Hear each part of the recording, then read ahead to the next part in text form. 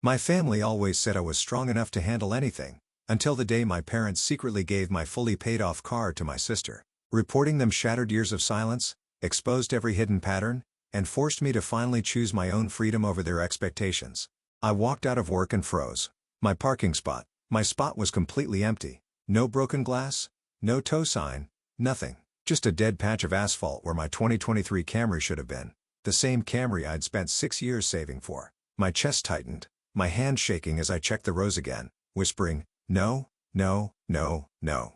But the space stayed empty. My first new car finally paid off was gone. And when I called my parents, desperate for help, the answer I got didn't just punch the air out of my lungs. It made me realize this wasn't a theft. It was something far worse. I grew up believing that being the strong one was some kind of blessing. People said it like a compliment, like it meant I was reliable, grounded, impressive in ways other daughters weren't. What they never mentioned was the cost. Being the strong one meant you were the one they could take from again and again because you wouldn't break loudly enough to inconvenience anyone. My name is Gross. I'm 30, a software engineer in Denver. And for as long as I can remember, I've lived in the quiet spaces between responsibility and invisibility. On the outside, people see composure, clean blouse, soft makeup, steady voice. Inside, I've spent years swallowing things. Whole hurt, disappointment, anger, until they sat like stones in my stomach. My family always said Elena needed more than I did. She was the spirited one, the delicate one, the one who felt too deeply. I used to watch my parents hover around her like she was a candle in the wind, shielding her from any breeze, no matter how small, while assuming I'd stand firm through any storm. When we were teenagers, the differences were already clear. I worked part-time after school, wiped tables, counted coins, saved for months to buy a used laptop with a wheezing fan. The next morning, I watched my mother place a brand new MacBook on Elena's bed. She needs it for a project, she told me. I nodded, pretending I didn't feel the ground shift. At 18, Elena borrowed my bike just for an hour. It came back 2 days later, lying in the rain behind a friend's house chain, rusted seat torn. Don't be dramatic, my father said. You can fix it. She didn't mean any harm. But I learned something that day in my family. Intention mattered more than impact, at least when it came to Elena. Through college, I balanced 2 jobs, long nights in the library, cheap instant coffee, and the constant pressure to be self-sufficient. When my savings mysteriously went missing, I found out weeks later they'd been used to cover one of Elena's classes after she missed a deadline. My mother brushed it off with a smile.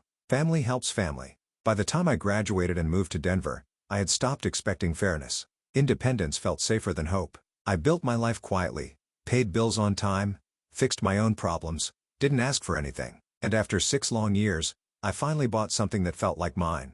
My first new car, a silver 2023 Camry. Clean, reliable, earned. Every payment I made felt like a small victory. My parents congratulated me, but I saw the look, that faint wooze, like my success was an inconvenience, like it created an imbalance. Elena had totaled 3 cars in 5 years, each one replaced without question. But my car was different.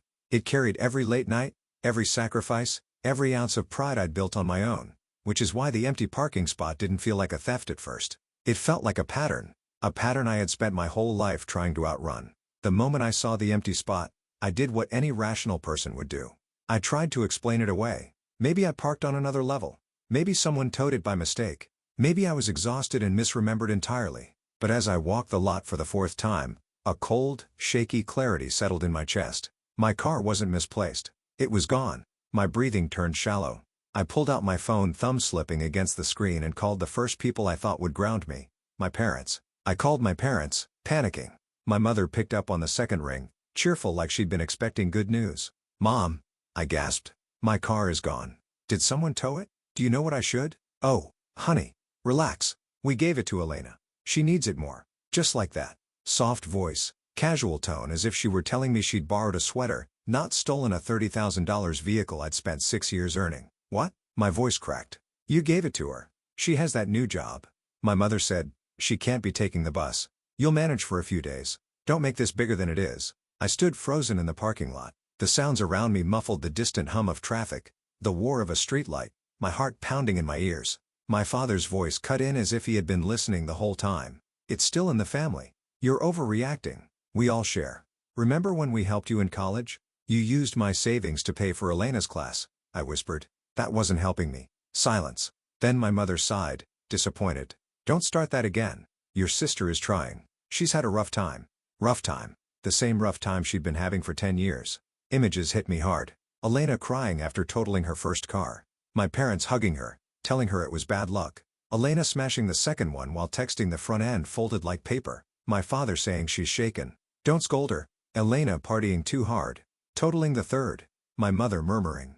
She needs support, not judgment. 3 cars gone in 5 years and now mine. My first new car. My small miracle had been handed to her like a spare pair of shoes. Mom, I said slowly.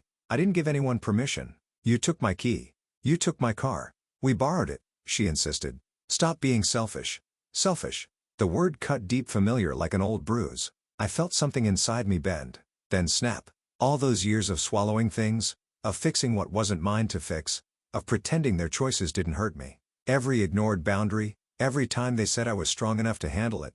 But I wasn't strong in that moment. I was shaking, shaking with a rage so quiet it almost felt cold. Give Elena a few days, my father said. She'll bring it back. No, I said she won't. My mother's voice sharpened. Don't do anything stupid, Grain. But they'd already used the one word that always revealed their truth. Family. Family was the shield they hid behind. Family was the excuse for every violation. Family was the leash they counted on me never cutting. For the first time, I saw it clearly. I wasn't the strong one. I was the one they expected would never fight back. Not anymore. I pulled the phone from my ear. My mother's voice was still coming through. Scolding, urgent, but I didn't listen. I hung up, I whispered to myself, and dialed 911. Officer Ruiz arrived 20 minutes later, the evening sun sinking behind the Denver buildings, leaving everything washed in orange. When she stepped out of her patrol car, her presence alone made the ground feel steadier. I handed her every document I had, registration, insurance payments, my fingers still trembling. All under your name, she asked. Yes, completely mine. She nodded, expression tightening just slightly. And no one had permission to take it. No one. Hearing myself say it aloud clearly, firmly felt like stepping onto new ground.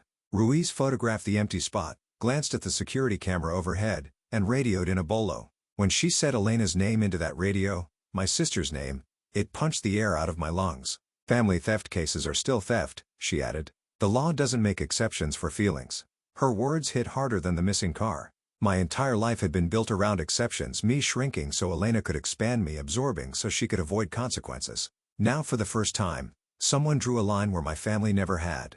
When Ruiz left, the parking lot felt too big and too quiet. I sat on the curb staring at the empty asphalt. This should have felt like victory, like reclaiming something. Instead, guilt tangled around my ribs. My parents' voices replayed in my mind. Selfish, dramatic, ungrateful. The words I'd been branded with since childhood. Walking back to my building, I felt hollow.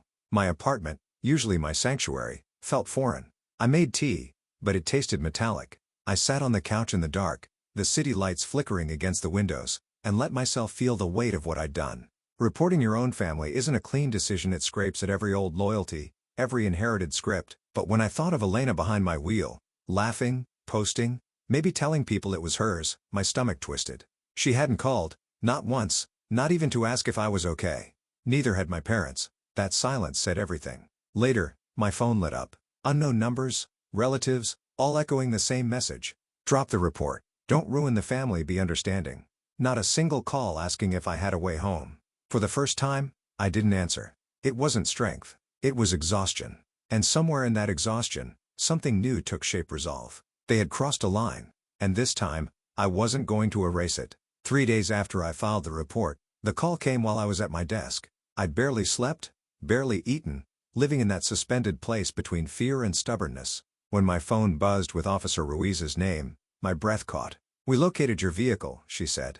"Your sister was stopped for speeding near Aurora. The car has been impounded." Impounded? The word hit like a wave: relief, anger, dread, all tangled together. "And Elena?" I asked quietly. "She's fine. She's being questioned now." Fine. Of course, she was fine. My hands trembled as I thanked her. The moment I hung up, the guilt surged again. Thick, suffocating. Elena in a police station. My parents panicking, my relatives sharpening their phones to call me the villain again. But underneath the guilt, something colder pulsed, a sense of justice I hadn't felt in years. That evening, I drove a rental to the impound lot. The warehouse sat behind a chain-link fence, bright floodlights slicing through the dusk. A clerk handed me forms without looking up. Camry Silver Space 34. The concrete echoed under my steps as I followed the numbers, heart pounding harder with each row I passed. And then I saw it. My car. But not the car I left in the parking lot days earlier. Fast food wrappers everywhere. Makeup smeared on the passenger door. An energy drink spilled across the console. Mud on the mats. The gas tank nearly empty. My emergency blanket crumpled in the back seat like trash. It felt like someone had taken a memory I cherished and dragged it through the dirt. She only had it for 8 hours, I whispered. She's a voice behind me said. I turned. It was Officer Ruiz. I swallowed hard. Elena, my sister. Ruiz studied the state of the interior, exhaled long. This kind of carelessness, not unusual. People treat what they don't earn differently. Her tone wasn't judgmental, just honest. Brutally honest. I braced my hands on the doorframe, breathing deeply. The anger that had simmered for years bloomed into something sharp and clear. Everything made sense now. The bike in the mud at 18, the savings taken for her class, the laptop handed to her like she was royalty. They had taught Elena something dangerous, that consequences were optional. But not this time. After the paperwork was done, Ruiz handed me the keys and paused before turning away. Whatever happens next, she said quietly, remember, accountability isn't cruelty. That line followed me all the way home. A week later, I found myself sitting in a hard wooden chair outside courtroom 4B. The air smelled like disinfectant, old paper and nerves. My parents sat across the hall, whispering sharply in Spanish. Elena sat between them, staring at the floor, her leg bouncing. She wouldn't look at me. When the clerk called the case, we filed inside. The judge, a woman with sharp eyes and a voice like stone, read through the paperwork before looking at Elena. Miss Reyes, she said, I understand you wish to enter a plea today. Elena nodded, voice barely audible. Yes, Your Honor. Please read your written statement aloud. I didn't blink. I wanted to hear every word. Elena unfolded the paper with shaking hands. I, Elena Reyes, admit that I took my sister's vehicle without permission. I knew the car was not mine. I took it anyway because I assumed she would forgive me. What I did was wrong. I'm sorry. For the first time in a long time, Elena sounded like an adult, not a child, cushioned by excuses. The judge nodded. Let the record reflect a guilty plea. I felt my pulse in my throat. Given the circumstances, this court sentences the defendant to 6 months of probation, a 1-year license suspension, and restitution to the victim for impound fees. The gavel hit wood. My parents gasped audibly. My mother's hand flew to her mouth. My father tensed like someone had punched him. But what stunned me most wasn't their reaction. It was how quickly they moved to Elena, wrapping her in comfort, shielding her from consequences. Even as consequences finally arrived, they didn't look at me. Not once. As the courtroom emptied, I stood still, letting them pass. Elena walked by inches from me, her face red, her eyes swollen. She hesitated as if to speak, but my mother's hand on her arm tugged her forward. Not now, my mother whispered. Don't let her make this worse. Her like I was the threat. Like I was the problem. When the door closed behind them, something inside me settled, heavy, but steady. I wasn't angry anymore. I wasn't trembling. I felt anchored. Like the part of me that had spent decades apologizing for existing had finally taken its last breath. Outside, the Denver sky hung low and gray. I walked to my car, the same car that had been violated, trashed, stolen. I sat inside and ran my fingers along the steering wheel. Mine. It hadn't felt like mine for a long time. Not just to the car, my life, my boundaries, my voice. But in that moment, sitting in the aftershock of everything, something shifted. My parents had walked away from me, but I had walked back to myself. I drove home slowly, letting the silence wrap around me. Every mile felt like distance between the woman I used to be and the woman I was becoming. When I reached my apartment, the air felt different, like stepping into a room I just finished cleaning. I placed the courtroom papers on the counter, made myself tea, and sat by the window. I wasn't celebrating. I wasn't grieving. I was reclaiming. And somewhere deep in my chest, a small voice whispered a truth I had never allowed myself to say. This wasn't the destruction of a family. It was the beginning of my freedom. In the weeks that followed, the noise around the case slowly faded. The calls from relatives stopped. The guilt quieted. And for the first time, my life didn't feel like a battlefield I had to hold together with both hands. I moved to a new apartment on the west side of Denver, closer to the foothills, where the air felt lighter. I changed my number, kept only the contacts who treated me with respect. My days settled into a rhythm. Quiet mornings, long walks, evenings where I finally listened to the kind of silence that didn't demand anything from me. Every Thursday, I joined a small support group at a community center. Boundaries and healing. People who carried scars that looked a lot like mine. The first time I spoke, my voice shook. But the room didn't shrink from my story. They nodded. They understood. And little by little, I felt something inside me loosen. I had my car back. But more importantly, I had myself back. One afternoon, sitting in the driver's seat overlooking the mountains, I realized something simple and freeing: justice hadn't ruined my family. It had restored me. A year later, an envelope showed up in my mailbox, plain, unmarked, but written in handwriting I recognized instantly. Elena. Inside was a short letter. She didn't beg for forgiveness. She didn't blame anyone. She simply wrote that she was in therapy now, learning what responsibility really means, learning how to live without taking from others to stay afloat. And she ended with, "I know I hurt you. I'm trying to be better." I folded the letter once, slipped it into a drawer, and felt no rush to reply. Some stories don't need a reunion to have closure. Sometimes acknowledgement is enough. As I locked my car that evening, the steering wheel club catching a stripe of orange sunset, a quiet truth settled in me. What's mine stays mine. Not because I guard it with fear, but because I finally learned to protect the person behind the boundaries. If this story touched something in you, tell me where you're watching from. Share your thoughts in the comments. And if you've ever stood your ground the way I did, hit subscribe. There are more stories coming, and you're not alone.